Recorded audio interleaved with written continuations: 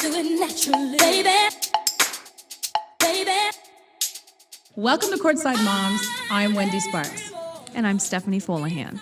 Today, we have the awesome pleasure of speaking with Miss Gina Tucker, the fabulous mother of Terry Rozier III of the Charlotte Hornets. Welcome to the show, Gina. Hey, you guys. We're so happy and blessed to have you here with us today. I really appreciate you guys having me on. Oh, thank you. So let's start with Terry the Third. Where did his name come from? Why is he a third? Well, actually, I'm writing a book that's called Gina So, and Terry, actually, his real name should be Terry Rozier, like Jr., but I took his dad's first name and I took his dad's mom last name and made him the third because his dad was in a lot of trouble when he was younger. So his dad was also known as Terry Hudson. So I didn't want that name following him. Right. So let's talk about your book a bit. Ooh, wow. Where did you get the inspiration to write a book? I actually started about 5 or 6 years ago, before Terry even went to the NBA, because we've been through a lot, growing up in Youngstown. I don't know if you guys remember, it was a tiny city in Ohio, and it was like the murder capital at one time. Right. So I went through a lot, been through a lot, overcame a lot. So it's about healing and growing. And I know that it'll help a lot of other mothers or, kids out there that went through similar situations. So as a young mother, you found it very difficult to raise your children in such an environment, and you sent them to live with your mom in Cleveland. Would you like to share that with us? Well, actually, I got pregnant with my daughter when I was 15. Okay. I had her actually when I was 16, and her father got brutally killed when she was 3. So after that, I think around that time, I had Terry. And Terry stayed with me, and my daughter was with my mom, and his father got into some trouble. And it broke my heart because we had to be separated. I had to send him to Cleveland with my mom as well. And because we had threats and all of that stuff. And I mean, Terry, he acted out with my mom because he did not want to be in Cleveland. But look at God, look what happened. That's right.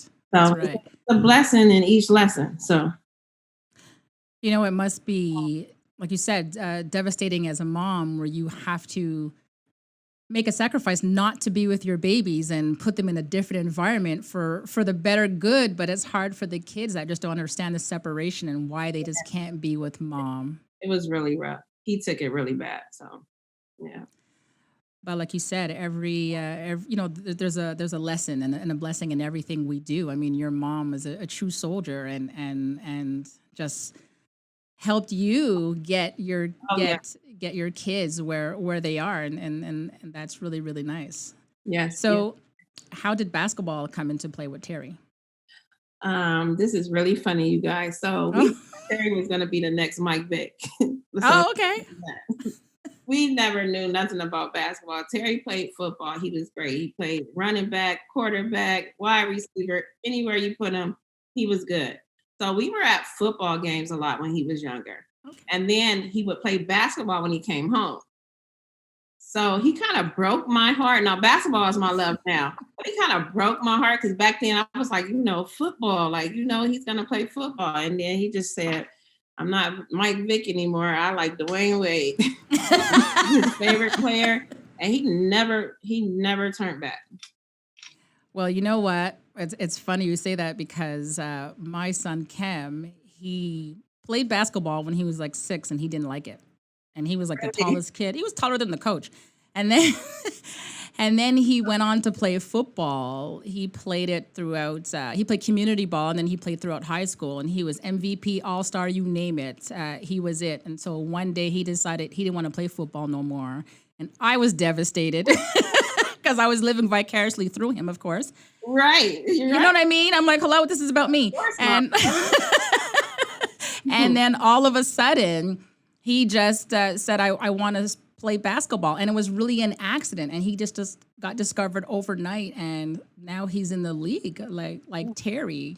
So And that's you never know. yeah. So Well, something else. Terry was very short, so oh, they laughed at him until he got on the court. So he oh was very short at first. When he went to the tryouts, the coach kind of shoved it, shouldered us off like, what is he gonna do? So he went in there and showed everybody. right. Gina, I've got 3 kids, and I've got an older boy that's sort of winding down in his career, and he has some attributes that are certainly comparable to Terry's in that he's really vocal on the court.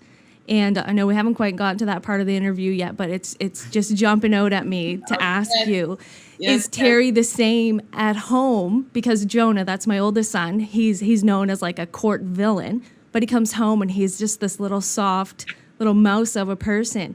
Is Terry the same at home? Terry is I call him my dog. That's my homie. Like we so close, but Yes. I have 3 kids as well, and I taught them I don't care who it is, voice your opinion and don't let anyone ever intimidate you. So he has that chip on his shoulder. So it just depends on the environment, pretty much. But at home, he's quiet. He sticks to himself. He be in his own little world. He's loving, caring, but you play with him on that court, he gonna come after you. That competitiveness just like Yes. eats at them as soon as they get in between those lines, eh? Yes. It's like survival mode. Right. So let's talk about high school. Where did he go to high school? He went to high school in Shaker Heights in Shaker, Ohio. So it's like a suburb of Cleveland, Ohio. Okay. Yeah. And he carried his team and did very well and brought them to the finals for the first time in 10 years. Yes, he did. You just Were you proud mama? Were you able to get out there and see some games? I didn't miss games. Now in the beginning, I think I moved to Cleveland from Youngstown when he was in the 10th grade, Okay. 10th, 11th grade, I think so. Okay. 'Cause usually they would come to visit me in Youngstown, but I was tired of that. So I always went to games, if I could. But once I moved there, I was at every game. So with all of the things that you were saying earlier that kids have to go through and your kids had to go through, do you think basketball was a way for Terry to release his tension? Oh my God, I get teary-eyed when I think about Yeah. that because it was an outlet for him because Yeah. he have been through a lot of stuff and he was terrible. I mean, he would jump across the couches, he would climb on the refrigerator, like he was hyper. Like I would have to hold him down sometimes. Like he was, but that was my baby, so I didn't let anyone, Yeah. that's my baby. So you That's just it. misunderstood right now. But That's when he it. picked up that basketball, he channeled all of that energy. He was a different person. So he also went to Hargrave Military Academy for a bit. And he wasn't getting much attention from Division I coaches until he went to LeBron James Skills Academy Yes. camp. And shout out to Hargrave, by the way, because Hargrave kind of shaped him for the discipline that he needed. So I think that was needed before college. My son too went to prep school. He went to 2 prep schools. And one of them, the first one he went to, was really tough on him at the beginning because he wasn't used to that military time of getting up in the morning, 7 o'clock. You know what I mean? You have your bed made and your shirt tucked in, and you stand there and you wait and they observe. You know what I mean? I mean, for me, I wanted them to make their beds, but I mean, if it wasn't made, I just went to work because I had things to do.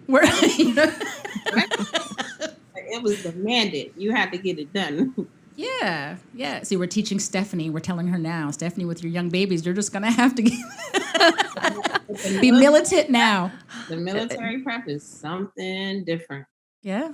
Happy to experience it. It wasn't a good experience for him, but I think it matured him a lot. Does he recognize that now? Oh yes, he does. There's nothing better when they see the He appreciation. wanted out. Like Yeah. but yes, now he knows. He matured and said, I needed that. So Yeah. Well, that's good that when they go through these life lessons that they can look back at it and realize that it actually meant something. Like Yeah. You know what I mean? Everything we go through in life is for a reason. So good for him. So he wasn't getting really that recognition until he went to LeBron James camp, like I was saying earlier. But then he balled out, and then in came Louisville. Right. So let's talk about that school and how he fared there, because it's such a prestigious school.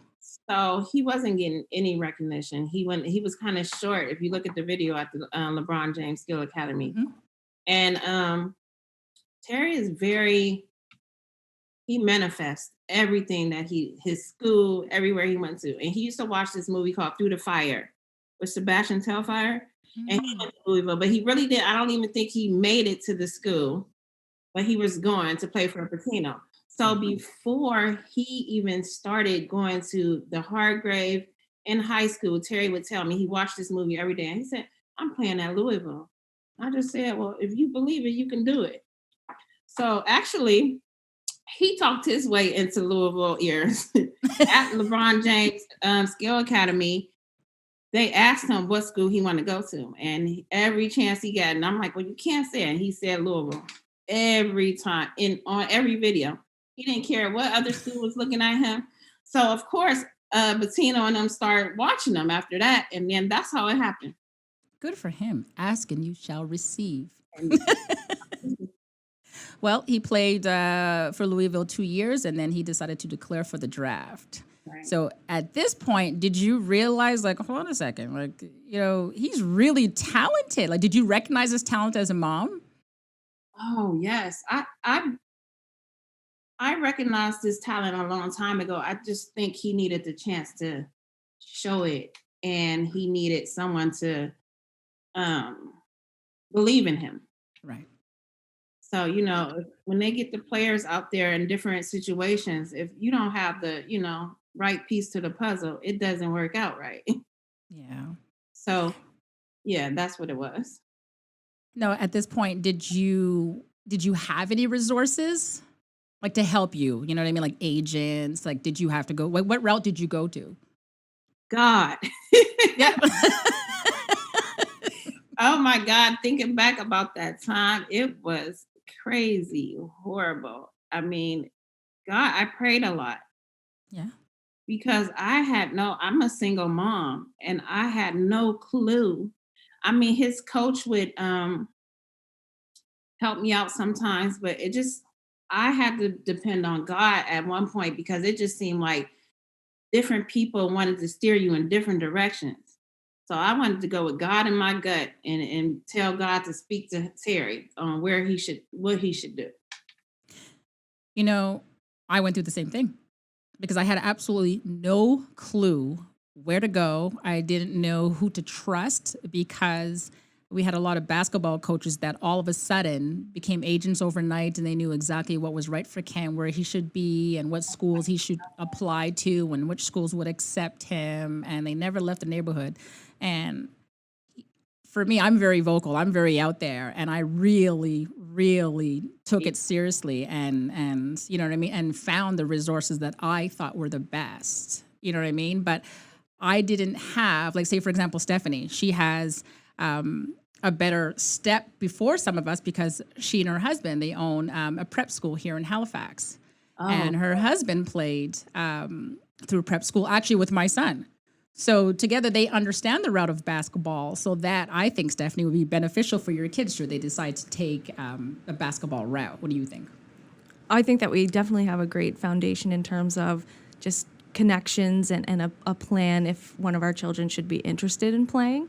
I think where we may be falling off is that I think that tough situations create tough people, and I might be raising them a little bit soft. My husband's in the room, and I'm sure he's over there laughing at me, knowing that I'm doing that. Do you think that, like, some of what you guys went through is attributed to how Terry wears his heart on his sleeve and the way that he plays and carries himself in everything that he does? Honestly, yes. I think everything he went through as a kid, everything growing up is in his mental. It's the grit and the grind. And it's like, I work to be here, and I'm not going to let no one jeopardize this situation or no one jeopardize me, period, in any shape or form. That's right. And So, I was raised in a situation similar, like single mom. We often didn't have food on the table. I didn't know when mom was coming home, and now I'm overcompensating for what I went through as a kid, and just seeing like what you guys have gone through, like what I went through doesn't even compare, and to see what you've come out with on the other end. I think I'm gonna toughen up a little bit on my kids. so you spoil the kids. Well, you know what? I do that most of the time, but I'm kind of, if you ask my kids about me, they'll say that that's my best friend, but she's tough because the world is tough. That's right. So I feel like if I don't give it to you the real way, you're not gonna ever.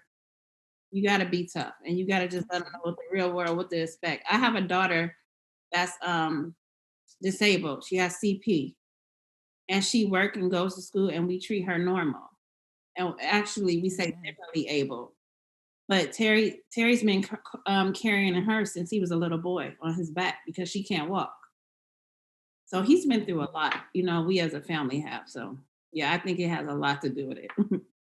Well, God bless you guys and your struggles because, we got to live through what we have to live through. And sometimes we're put in positions where we just have absolutely no choice. And it's just keep it moving. Got to keep going. That's right. You can't stop. So. That's right. So bring us to draft night. Let's talk about that night. Were you guys at the Barclays Center? Where'd you celebrate? Did you guys go to a hotel? Were you home? Decided to have a party in Pepper Pike, Ohio, which is near Shaker, at his company's the agent company's home. Okay. So we all, I had a little thing. All the women wore all white, and all the men wore suits. But it was the longest. Oh my God. Like, I didn't know when he was going to get caught, but I knew people were saying second round. I'm like, he deserves, he did like maybe 17 workouts. Mm-hmm. Like he was doing a lot. Like he did a lot. Like people were saying that a lot of people don't do that many workouts, but he was going back and forth, going. So he was exhausted. But when draft night came, we were there in the backyard waiting. And all I remember is they saying his name. And I was sitting in a chair in front of the TV. He was behind me. And I just jumped up and just grabbed him. Like, we just grabbed, it's a picture. I have a picture of me hugging him, like in my foyer on draft night. And we just both shared like the sigh and the tears together. You have that feeling of you finally did it. Yes. Yes, because he was grinding before that, and he still is today. Yeah. He still is today. So I tell him, you keep going. But oh my God, so I heard your baby jumped into a pool on draft night. Like, what was that? Fully dressed. He did. His friends and my nephews, everybody did. Hey, I said, well, I'm not jumping in. But they jumped in. They were so excited. Why not? Why not? So he got drafted 16th overall to the Boston Celtics. And I mean, his career at the Celtics, I mean, he was there for 4 seasons and he had a lot of ups and downs and a lot of adversities that he had to deal with and a lot of great things. I mean, and that's just the basketball life, right? I mean, my son too was going through a lot of political things and everybody does. So it's just not them. Right. It is what it is. That's it. That's what you said. You made it. They have to keep on going. You think they made it when they get drafted, but it's a different monster every year. Listen, getting there is one thing, staying there is another. Correct. And every player can attest to that, no matter who you are. I mean, even the GOATs play and change teams and go other places in the end, right? So exactly. So Terry felt that he sacrificed his talent a few times with the Celtics. Do you want to touch on that just a little bit? Sacrifice his talent as far as I can be watching a game and I'm sitting there like, that's not my son. He doesn't play like that. It's something going on. Yeah. So sometimes you're in positions where you're needed for one thing and you're not really needed to play the way that you play. And when you play the way that you play, you're comfortable. And then that's when that playoff run came in, because that's when he was comfortable. That's right. He had no worries. So that's what I mean by sacrificing. He was playing a way that it wasn't him. But when he was free to play the way he could play, then you saw the difference. You know, as a player, sometimes, like I say, you are that sacrificial lamb because you have a specific role to play. Yeah. Your coach is saying one thing, but you're feeling something completely different. Yeah. And you know, you're balling, you're doing your thing, and then all of a sudden you're benched. Right. Or players come before you. I mean, you know what I mean? And it sucks because you're sitting there like, wait, hold on a second. I was the player, or I was great. You know what I mean? And then all of a sudden somebody else comes and I'm sitting on the bench, or I'm taking a back seat to these players. Right. And you become that insurance policy to these teams as opposed to really being that talent. Right. But that's the politics of basketball. Oh, honey, politics. I'm to the point, like, we're a very humble family. If he wasn't playing good enough, then put somebody ahead of me. But if I'm out there balling, give me my chance too. Absolutely. So, Absolutely. He deserves his time on the court like anybody else. You know what I mean? And he was very, very vocal about that, which is one thing I love about. don't ever, if you got something to say, you say it. You know, he wore his heart on his, or he wears his heart on his sleeve, and he always says how he feels about whether it be a player, whether it be a teammate, whether it be a coach. Yes. He don't care. Oh, God. So tell me, Mom, because I see you holding your head. Hold on. How do you feel about his openness? I taught him that, and all three of my kids be open, but sometimes I'm like, oh Jesus. But I told them, be vocal and be you, be yourself, and don't ever downplay how you feel to nobody, because you'll eventually feel like, oh, I could have said this, or I should have did this. So take the chance, say what you got to say, be respectful and humble, but voice your feelings. Yeah, absolutely. If not, then you're always going to regret the decisions that you, yeah. So did you get involved in his career at any point? I'm not good with that. So I just, I just stay in, I just try to keep him focused. I'm one of the moms, like, I don't want to cuss on here, but F that. Get it together. You don't play like that. You don't let nobody take your confidence. Get out there and play your game with your chip on your shoulder. But I kept him level, balanced. I don't get to talking to, the coaches or whatever, this and that. But Terry's going to do that. Okay, but hold on. That's the most important role. Yeah. You know what I mean? Like, that's the most important role. The mom is number one. You know what I mean? Because at the end of the day, we're the ones that keep our boys grounded. And so to me, yeah. And we keep our kids level-headed. The coach ain't going to do that. The franchise ain't going to do that. You know what I mean? The teammates certainly ain't going to do that. You know what I mean? It's every man for himself. I mean, yeah, sometimes they have that brotherhood and stuff, but at the end of the day, you know what I mean? That's it. Their piece is their own. So to have someone like you in his corner is the most important role. You know what I mean? That's worth more than any dollar he's ever gonna make, in my opinion. So I don't think you should say I'm not that good at that, because you're fabulous at it. Well, I'm good at keeping him grounded, and there you go. I do not interfere, and I pray a lot. Now, if I'm talking to him, oh yeah, I'm good at that, straight toward him. But I don't like to interfere in the business side of it. I'll just give him my suggestions. Right. But without you keeping him grounded, he won't be able to deal with the business side of it, right? Because you keep him level-headed and help him understand, like, at the end of the day, you're still Terry Rozier III. Right. That third means something. So Oh, listen, you guys, when the book comes out, I hope you guys pick it up. absolutely, let us know. Do you have a title for the book yet? It's going to be called Gina Soul. Okay. So please let us know where we can pick up a coffee, and Stephanie and I will. Don't worry, we'll read it. We're avid readers, right, Stephanie? Absolutely. Especially for our moms, man. We support.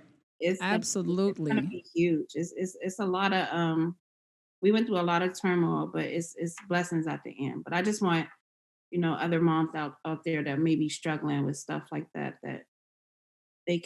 they know that it's a rainbow at the end of the tunnel. Like, you can go through so much pain, but the healing and growing comes with it. Well, your family did a lot of sacrifices through no choice, but you stuck through it. And look now, his sacrifices have paid off, and now he's with the Charlotte Hornets. I mean, 3 years, $58 million? Oh, yeah. What a big difference from his time 4 years with the Boston Celtics. So tell me, yeah. So let's talk about that. Let's talk about his deal with the Charlotte Hornets. I always thought that it was coming because I think he deserved it, but I really just didn't know. It's like going over draft all over again. So Yeah. what's going on? He's going to be with this. I just didn't know, but when he got the deal, I just knew that he can live up to it if given an opportunity. He's going to live up to it. All the blogs, people say this and that, but I just told him, stay focused, live up to it. You deserve that. He does. And one thing about Terry is that he can back up every word he says with his game. He will. Yeah, he has skills. You know what I mean? So he says what he says, and who cares what people think? Because at the end of the day, he is a great player. So who cares? And that's how he is. Like, oh, you say this, watch me. Yeah. So now he's playing for Charlotte Hornets. Like, oh my God, your baby's playing for Michael Jordan. Like, really? So I lost it when I saw him. So what is it like? I just think it's beautiful. When I first saw Michael Jordan, we were at a foundation gala, and I'm over there nudging my son, and I'm like, Terry, that is Michael Jordan. He's like, Mom, chill out. Michael Jordan. But I got it together quick. And he came up, we had a conversation, and he said, well, you make sure you keep him, what do you say, balanced or level or something. I was like, I got him, but it was just so surreal. I'm like, Jesus, I just talked to Michael Jordan. Oh, he was really cool. How does he feel about playing for him, though? Is he tough? He loved it. Terry needs someone tough. He needs that. That's why Patino was his coach. He needs that toughness. He doesn't. I think he reacts better to toughness. Well, if you're going to learn from anybody, why not learn from Michael Jordan? Oh, wow. Yeah. And not every player gets that blessing, right? There's only so many players per team per year. So Stephanie has 2 young kids. I mean, how often do they pick up the ball, Stephanie? So my daughter picks up the ball quite often. My youngest son is not interested whatsoever. We're working on him because my husband is 7 foot tall and I'm 5'9", so we're hoping there's going to be some natural height in there. But I'm of the mindset not to pressure. I don't know that that'll be an option as they get older. I feel my husband will pressure them a little. But you said that you didn't pressure, and it worked out for you. Well, I didn't. I don't pressure the grandkids. Like I pressured Terry to play everything because he needed to get rid of that energy. So I pressured him. But the grandkids, I take a different approach because that can turn them off from doing it if you keep on pushing it. But how does your youngest son, Stephanie? So the 2 youngest are actually both 4. They're 10 months apart. So our middle child, she'll be 5 next month, and she's super, super competitive, and like it eats at her if she even comes close to losing. Like she cries if she loses against my husband. Like there's no chance of winning against him, but there's like just this crazy competitive nature in her. So I know that we're going to have, hopefully a basketball player there. We're actually not showing them any other sports currently. I So twice. if she comes home and says she wants to play football, I'll be disappointed like you were when Terry changed his sport. But obviously, just support whatever they do want to do, Right. but with some guidance. So when he's transferred to basketball or switched to basketball, what did you do to support that? That was different because you didn't have the same passion for it. What did I do? I went out and bought everything he needed.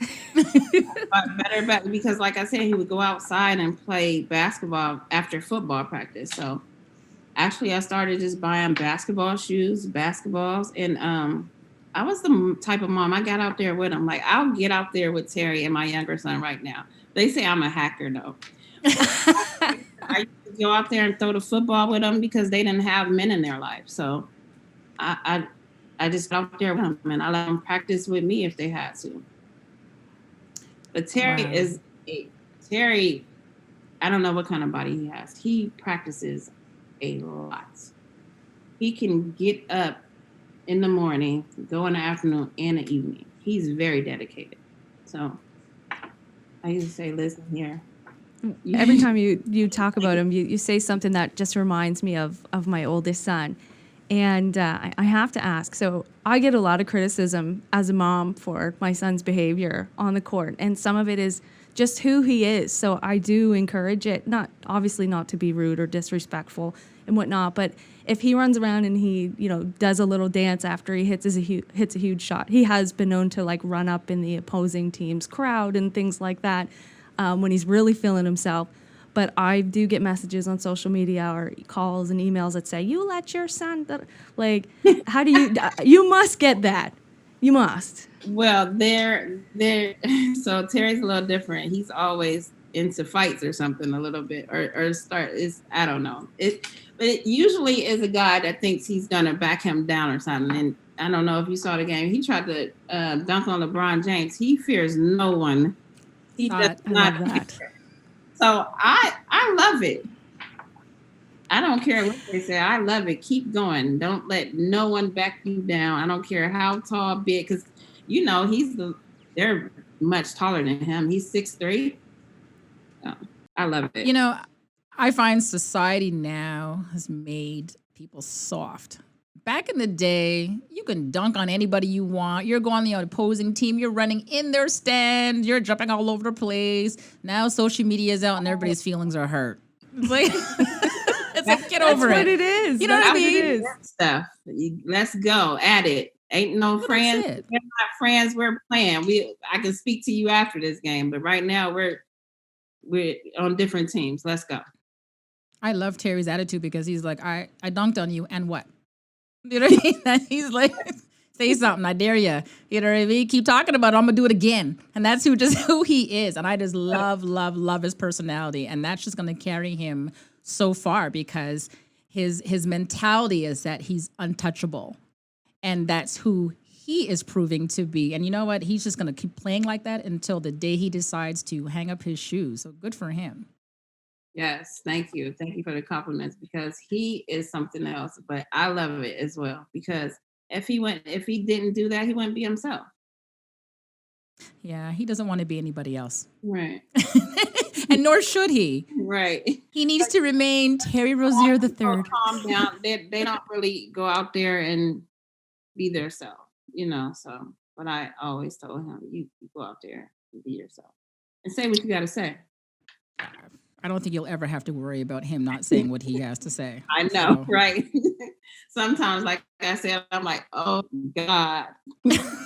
Okay. And what I love about it, he says it everywhere. He'll say it, and he'll say it on an interview. He'll say it. He'll post it on his IG, his Twitter. Everywhere. Yeah. So he's consistent. I can't hear this. So my last question to you is, you are now a mother of a pro basketball player. So you've been through the ups and downs of getting your child where he needs to be. You're a young man now. Yeah. So my question to you is, what advice do you want to give to an amateur basketball player? So I would tell them keep pushing and believe in themselves and don't listen to nobody. If they have that thoughts and they know they can make it, go for it. But watch everyone around you and keep God first because it is a lot of politics to this. What would you tell their parent or parents? Help me out here. Yeah.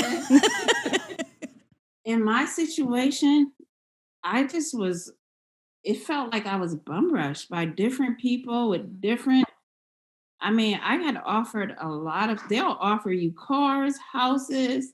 And, my motto with Terry is like, dude, we've been broke this long. We can wait. Don't sell your soul. That's what I tell them. Do not ever sell your soul. That's right. There's that's a lot of true. people out here to do that. So Yeah, I remember getting the offers.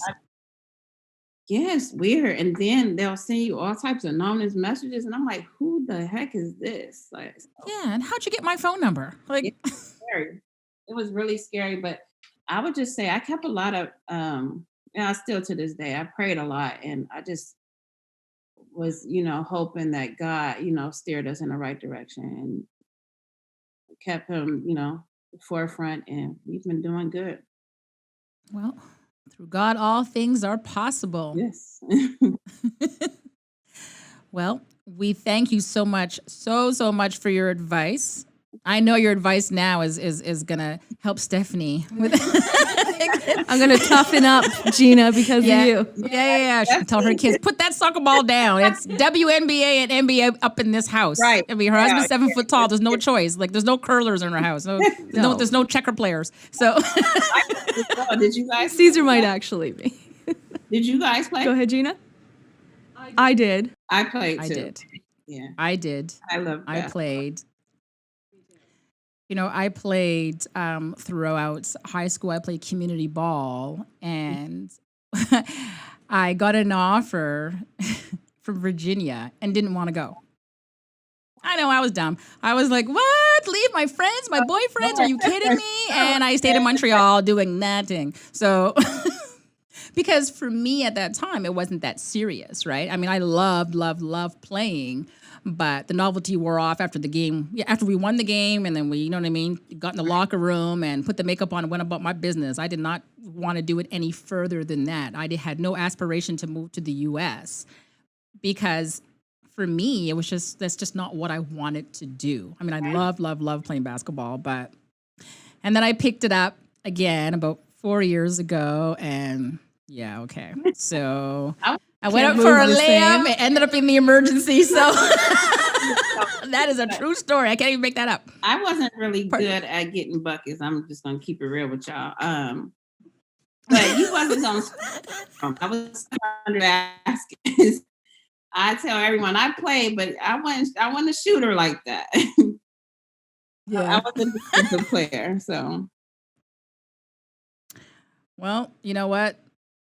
Our boys, they learned it from us. I don't care what anybody says. Yeah, I thought it was all that, and I ended up went to see my son and playing a game with a cane because I was showing off on the court. But anyway, nice meeting you guys. Thank you so much. It is nice You meeting you too. Well, thank you so much for coming on Courtside Moms. Please let us know when your book drops. Please. I definitely will. And thank you guys again. You be blessed. All the luck to you and Terry and your daughter and your son, everybody. Much love. And thank you for being with us today on Courtside Moms. Thank you. Good night. Thank you so much. Bye, Gina. Bye-bye. Join me and Steph every week on Courtside Moms, where you get a courtside seat outside of the arena. Thanks for joining us. Subscribe and listen for free on Apple, Spotify, or wherever you find your favorite podcasts.